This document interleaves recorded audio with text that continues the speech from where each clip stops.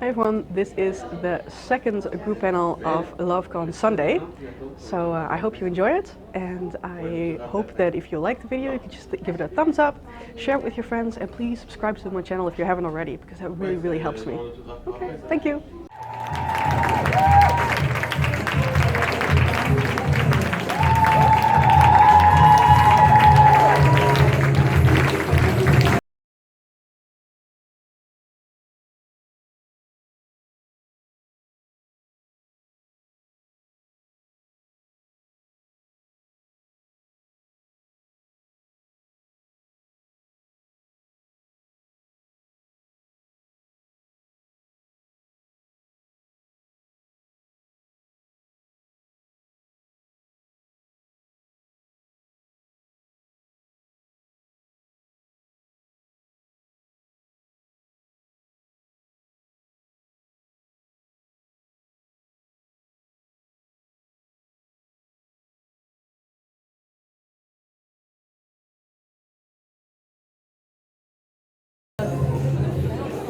How's everybody doing? Yeah? Did you have a nice lunch? Yeah? Are you ready for one more afternoon? Yeah? Cool. Are you guys ready? Yes! Are you guys ready? Yes! Okay, that's better. Do we have maybe like a first question to start up?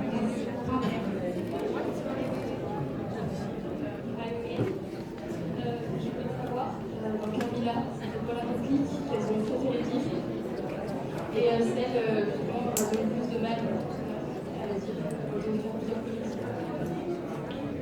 So on Camilla, what was your favorite quote to say, or what was the most difficult one? Okay, so mine is both my favorite and most difficult to say because it was in season 3 as Alt Laugh, and I still remember it because it's drilled into my brain. So you're saying that me and everyone I know are temporary manifestations contingent on the alterations you in the library made to the extant causality? Cool!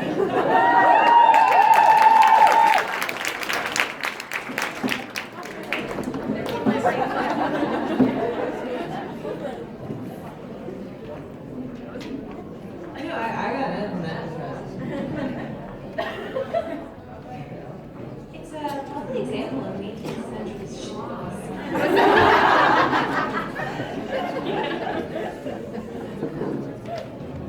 You're killing me, Hollis. Obviously.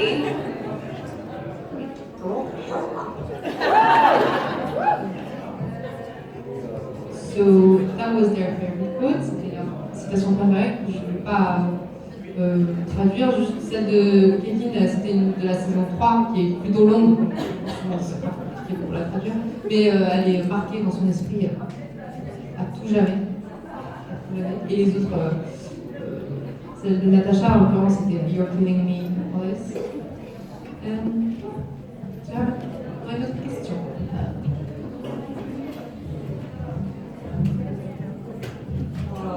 I would ask the question in French what the Korean educational system failed me. Since Laura and Camilla got together off screen, what do you think how they got together? Did you say Laura and Mel got together on stage? Oh, Camilla. I was like, when did that happen? I missed that script. Thank you. We got together off screen? Yeah. So, can you just repeat your question? Yeah, how did they get together? Because they got on Did together. we kiss at the end of season 1? Isn't that That's not official. Oh, like Like they have to official, talk? like Facebook official. Facebook official. Well, that's probably how Laura did it. She just logged on Facebook and wrote in a relationship with Carmel Weinstein. And then Carl woke up and was like, what the hell? Maybe. I don't know. Do you think they had a talk? Do you think they had a what are we talk? Everyone's favorite talk? I don't think there was much talking. And then I don't think they ever really discussed it because there was some confusion and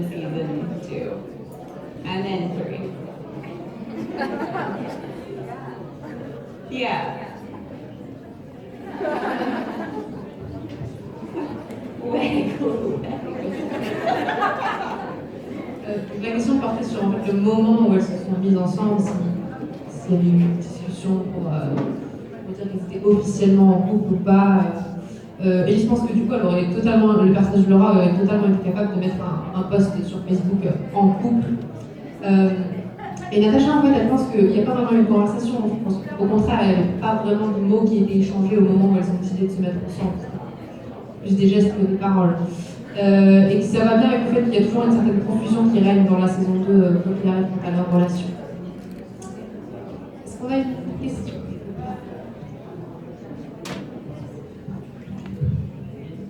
I was wondering what the weirdest compliment is you've ever gotten.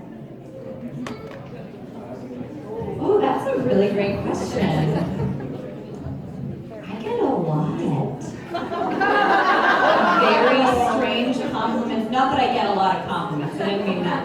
I meant that I get a lot of comments that I'm not sure are compliments.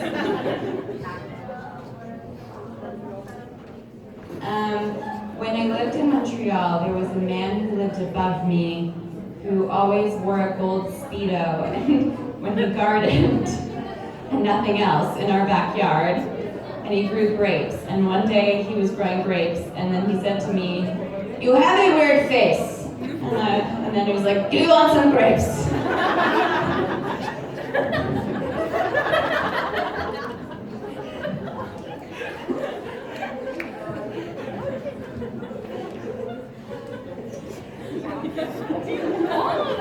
Can you guys top that? It's not a competition. Also, it's a competition I don't know that I would want to win either, even if it was.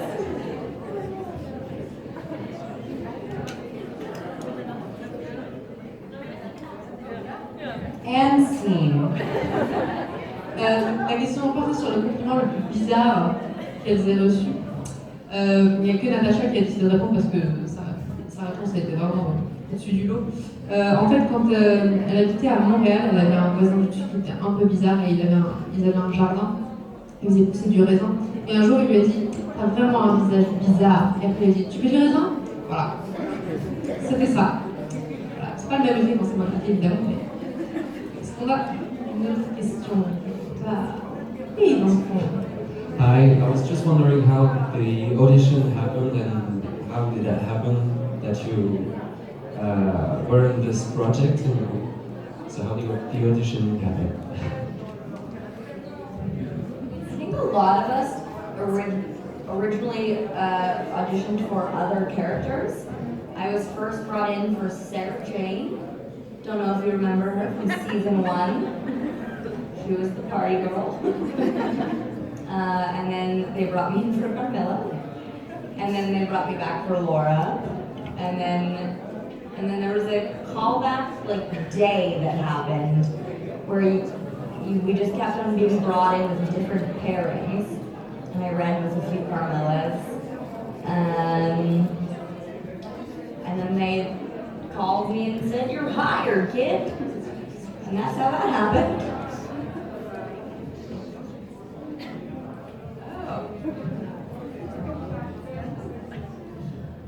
Well, I remember reading the breakdown. It's like a description of the show, because I would get notifications of different auditions that were happening, and I read the description of Carmilla, and I was like, yeah, that's something I absolutely want to do. And I was so taken with the fact that the description for Carmilla was about a paragraph long, because so often as a young woman in this industry, it's like a 3-word description for characters that's like, beautiful, young student. And I'm like, okay, that says a lot. Now I know how to emotionally prepare for this role. But the description of Carmilla was really compelling, and so I called my agent and I said, "Can you get me an audition for this, please?" And I didn't know anything about web series or what a web series was, but I was familiar with the production company's work. And then I realized I had met Steph, the producer, before, so I sent her an email and I said, hey, do you think this would be appropriate for me? And she was like, oh yeah, you should definitely go out for Carmilla. So I only auditioned for Carmilla, and I actually had to have 4 auditions. I had to audition again even after the callbacks, because it was a branded series and the brand wasn't sure about me being the title lead, so I had to kind of jump through some hoops and really fight for it, but it was definitely worth it. And I wanted the part so badly, I got really sick. Like, I just made myself so nauseous, and then I remember like puking and then getting a call from Steph, and I was like, I got it. I know, it's so nerdy, but like, I don't know, I was such a starving artist, and it sounded so great, and I'd never read a description of a character that really resonated with me so deeply, and I was just like, oh, I want to do this. And I just had this innate feeling that this role was going to change my life somehow. I don't know how. We always say that. We always felt like there was this weird little magic to it. Like, we never thought it would be as popular as it ended up being, but there was certainly this magic when we were all on set. And when you showed us the first piece of fan art, like that week after filming, we were all like, wow, we're onto something. Yeah, so as Elise said, I went in initially for the role of Laura. And and then they brought me back for Carmilla. And then before I went in for the callback for Carmilla, the director emailed me and was like, I want you to also prepare the sides for Perry as well. They want to see you for that. But he very specifically was like, but don't really worry about that too much, like we want to see you for Carly. So I didn't even like memorize the Perry sides, and I also remember from that stage of auditioning, like the breakdown for her was very, there wasn't actually a lot of information compared to the leading characters. It was like pretty open-ended, so I actually didn't pay attention to it too much. And I do remember going in and reading with Kaitlyn, and it was sort of like this, I mean, it happens, it's this like magic chemistry thing that happens, and for me anyway, with that character, it really came together in conjunction with Kate, and just being in the room with them, and I was like, oh, well that was interesting, what happened in there, it just came out of me, and yeah, here we are, a little while later. So I only auditioned for Laugh ever. That was fun. I remember almost not going to the audition because I was really, really sick, and I was like, I don't know, my anxiety's bad, I won't go, and something in me made me go, which thankfully, thank you. Yeah, and then I just remember the callback and being terrified of you. I was just like, she's so talented and just like, nice, and then we read together and I was like, yay, we got past, and I was like, ah. Good story. But then I was continuing to be scared of you for the next 5 years. I was also kind of intimidated by Annie. In my callback, actually, I was like, you were all in black, and I remember you had this like leather wristband on, and I was like, that bitch is auditioning. And I was like, okay. I also remember Elise doing yoga in the corner.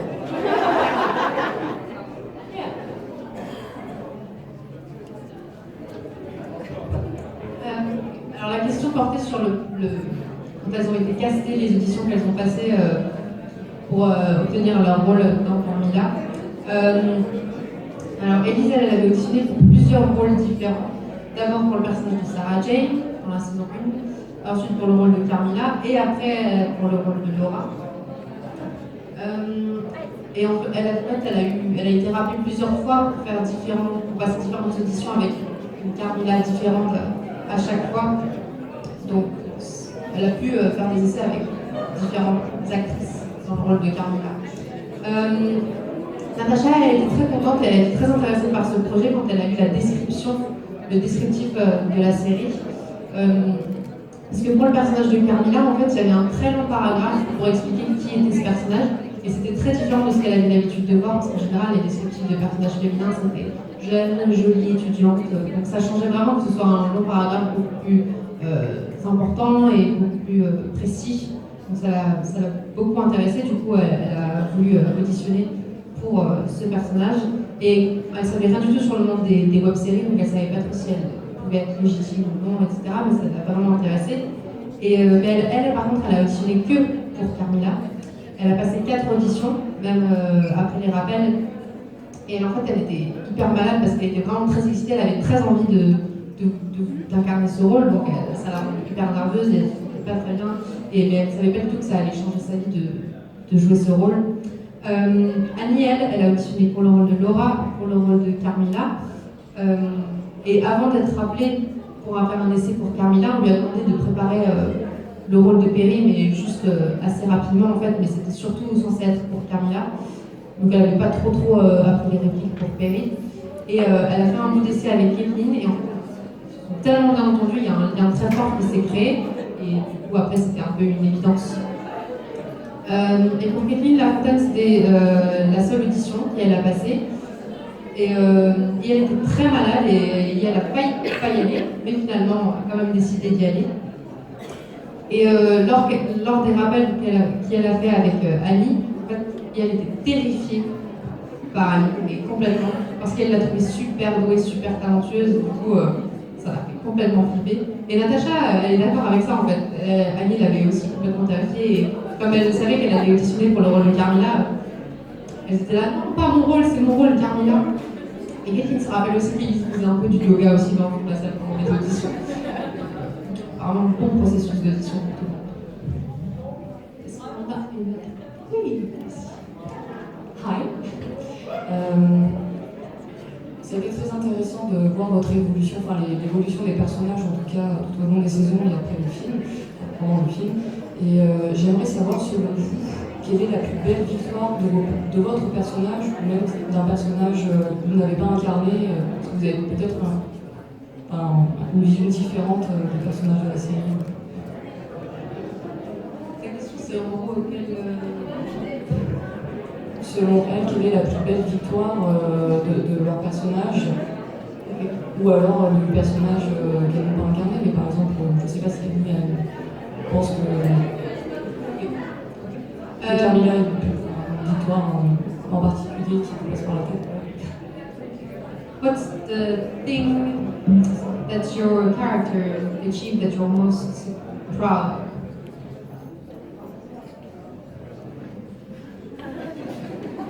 Or maybe not your character, like a movie or a TV show, or even in real life that you saw and that you were really like happy to see someone or something happen, like that was like kind of a picture or something.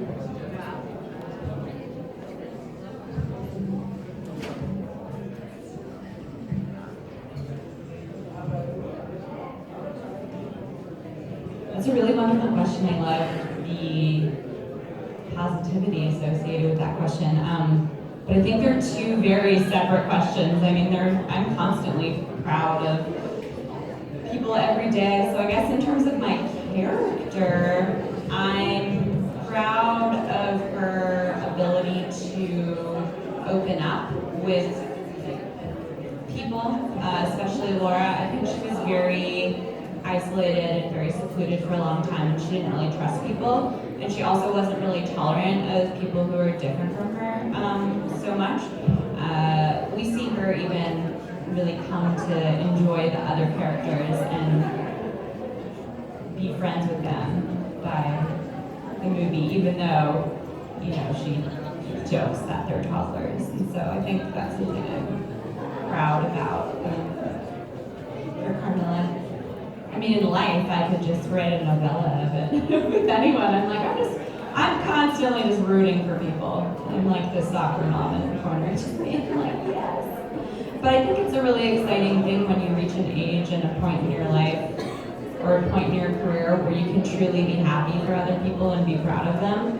Because I'll admit that when I was younger, I mean, there was certainly lots of jealousy. I'd see other friends working and acting, and I'd be like, oh damn, I wish that was me.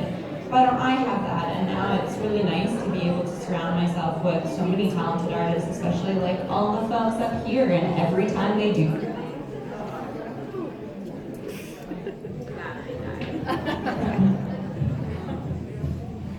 And every time I do something, they do something, I'm so genuinely thrilled. Like it never feels like I have to be performative. It's like, no, I'm genuinely so pumped for everything you guys do.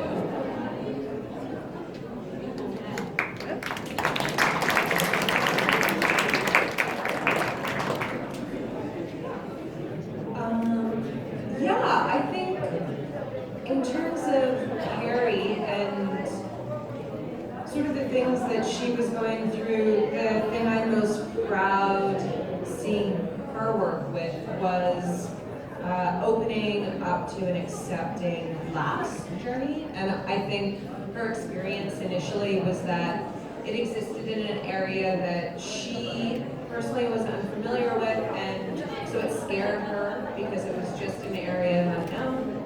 And then I think once she settled down and sort of started to understand that it had nothing to do with her, it was actually about them and their experience and their journey, and was able to hear that. Just take a moment and breathe and listen. And she was really able to open up to that. So I think that was my most proud Carrie moment. I mean, I think my most proud, yeah. My most proud laugh moment is like, I think just from the beginning of season 1 to like the end of the movie, they're so much more willing to stick by what they believe and also like be emotionally vulnerable, which you've never seen in season 1 or season 0 laugh in the outside world. So yeah, I think that I'm proud of them for that, because that's hard to do.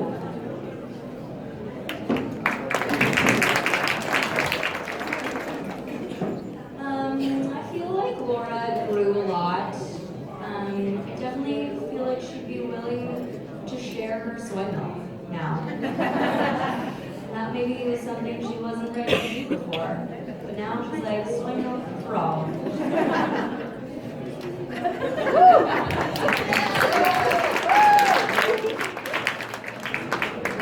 Donc, pour Natasha, par rapport à son personnage, ce dont elle est le plus fière, c'est le fait qu'elle a réussi à s'ouvrir en étant avec Laura, et elle a aussi appris à être plus tolérante avec les personnes qui sont différentes d'elle.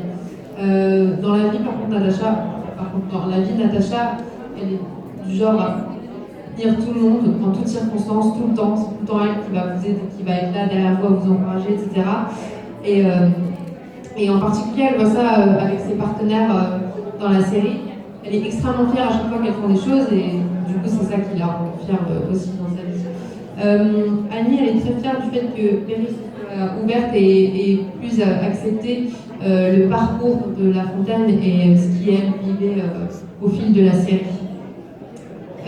Pour Kaitlyn, c'est le fait que son personnage soit devenu plus plus de sentiments, beaucoup plus d'émotions et beaucoup plus d'impact par rapport à ce que le personnage croyait à cette croyance. Et pour Elise, elle est fière que le personnage ait évolué et que du coup elle soit prête maintenant à partager ce jeu avec quelqu'un. Voilà, that was the end of our panel, but before we leave, we have a small there will be some dancing for you guys in honor of you. So one of the dancers from the association Kindness Collective will perform a small dance.